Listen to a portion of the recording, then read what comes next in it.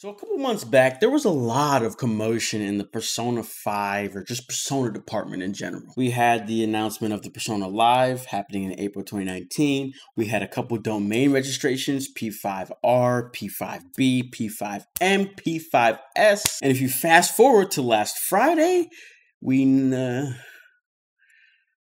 I guess we know what the R stands for, right? Because we don't really know anything else. But yeah, essentially, we kind of just know what the R stands for, and that's Royal. Along with this clarification, we also got a little teaser trailer with a girl saying some peculiar things. 怪盗団のことをどう思う？人助けは素晴らしいことだと思います。けど、どちらかというと好きじゃないですね。怪盗団のやり方は本当の世直し、人助けになってない気がするんです。それを解決するのって最終的に本人じゃなきゃいけない気がするんです。Now, I don't know what's going on, but I see people like wondering what this is. And I'm just like, bro, isn't this obvious? When you think about it, we have Persona 4 Golden, right? So whenever you say that, I'm like, what else could this be, right? This is the Persona 5 or Persona 4 Golden version of 5, right? It's pretty obvious. But, while it is obvious, the extent of what that means is actually pretty crazy, right? I think that opens up a lot of possibilities. And I say this because P4 is an old game, right? And they only added just a handful of new things and then a new character. And what's interesting with that is in that teaser trailer, bro, that girl, I think what she says, it's like literally leading to another ending. And so, what I'm trying to say is like the reason why P4 being an old game is a big deal is because P5 is a new game. I bet you didn't know that. All right, let me stop beating around the bush, right? Those two things are a big deal because this time around, right, being a new game, the potential of how many things they could actually add into this upgraded version is huge. New endings, social links, additions to the gameplay, areas, things like that. All of it is a possibility if you ask me. I also read that Persona 4 Golden was about to release on the PSP, similar to how P3 Portable was doing that. And the same way P3 Portable had to remove stuff from P3, it was gonna happen with P4. But the Vita came and saved the day and prevented that. And on that note, right, this leads to another question, okay? And that is, what platforms will P5R release on? This in itself brings up some more points in my head. First things first. Well, Atlus definitely needs to overhype all the releases, especially SMT and Persona. This thing, Persona 5R, got a domain registration, a teaser about an announcement, which led to an announcement that they had an announcement to make, right? You're not gonna tell me they did all that just to show me an upgraded version releasing on the same platform. No, I won't believe it. I just won't believe it. Especially when it's going to be talked about at their previously one-day concert that now is going to be 2. At the last concert we had, which was 1 day, we had quite a few Persona-based announcements. So when you tell me that this one is going to be 2 days, it brings me to believe that this one is a bigger deal. And if this is a bigger deal, we should be getting higher quality announcements. Now, don't get me wrong, right? The dancing games, specifically Persona 4 Dancing All Night, they did do well, okay? They did do well, but that's not what brings in money, right? Persona 5 was able to break that barrier of niche that it was behind. Everybody knows about it now. And now, we have the main character joining Smash Brothers. Smash Brothers.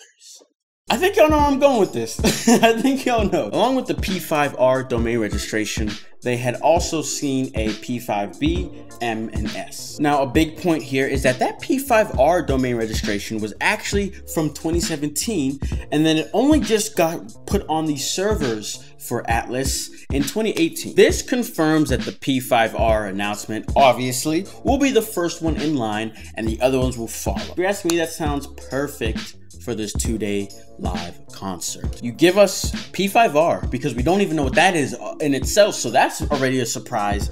Then you surprise us with the other ones. sounds pretty perfect to me. And you know, coming back to this whole Joker and Smash thing, bro, that is no simple feat. It requires, right, some type of communication between Atlas and Nintendo of America. And can we just be real for a second? Are you trying to tell me these dudes did all that, made you know, met, talked, whatever you want to call it, just to stop the conversation at putting Joker in their Smash? No, man, that is a huge waste of time, bro. You know what I mean? Following that, you know, forgetting about my assumptions, we have this leaker, Mr. Ohaya, who said that P5S will be releasing on PS4 and Switch. And when I think about that, now this was before we knew what P5R was and all that kind of stuff. So I think he might have been a bit off because I would imagine P5R would release on both of them and P5S would be something separate, but I don't know. He also mentioned in that kind of train of leaks that we will know about P5S or P5 Switch version before May.